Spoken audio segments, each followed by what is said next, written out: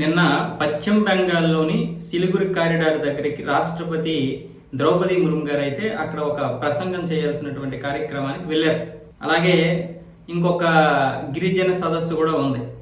అక్కడికి కూడా వెళ్లాల్సి వస్తే రాష్ట్ర ప్రభుత్వం అనుమతి ఇవ్వలేదు.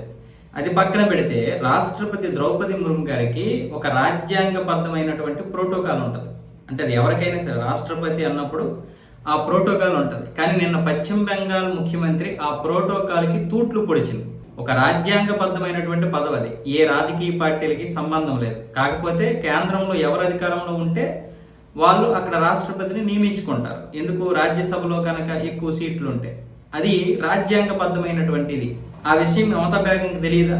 కానీ నిన్న ఆవిడకి ప్రోటోకాల్ని తూట్లు పొడిచి ఎవరిని కూడా ఆవిడ పంపించలేదు. రాష్ట్రం తరఫు నుంచి కూడా ఎవరు స్వాగతం పలకలేదు. అలాగే అధికారులు ఎవరు స్వాగతం పలకలేదు. కనీసం ఆవిడ క్యాబినెట్ నుంచి కూడా ఎవరిని పంపించలేదు.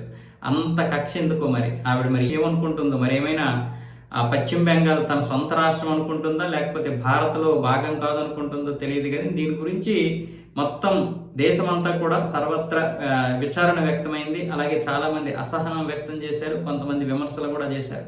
చంద్రబాబు నాయుడు, పవన్ కళ్యాణ్ అయితే ఒక రాజ్యాంగబద్ధమైనటువంటి పదవిలో ఉన్నటువంటి రాష్ట్రపతిని గౌరవించడం సమిష్టి విధి. అది ఎవరమైనా సరే చేయాల్సిందే. కానీ నిన్న పశ్చిమ బెంగాల్ ముఖ్యమంత్రి మమతా బెనర్జీ చేసినటువంటి విషయం అయితే మాత్రం అది ఎవరికీ నచ్చదు. అది రాజ్యాంగ విధానానికి తూట్లు పడవడం అన్న విధంగా అయితే చంద్రబాబు నాయుడు మాట్లాడారు. అది సరైన పద్ధతి కాదు. ఏ రాష్ట్ర ప్రభుత్వం అయినా సరే రాష్ట్రపతి పట్ల అత్యంత గౌరవ మర్యాదలతో మెలగాలి. దురదృష్టకరంగా నిన్నైతే అలా జరగలేదని ఎక్స్లో పోస్ట్ పెట్టాడు. అలాగే పవన్ కళ్యాణ్ గారు కూడా అదే విషయాన్ని ప్రస్తావిస్తూ అసహనాన్ని వ్యక్తం చేశారు.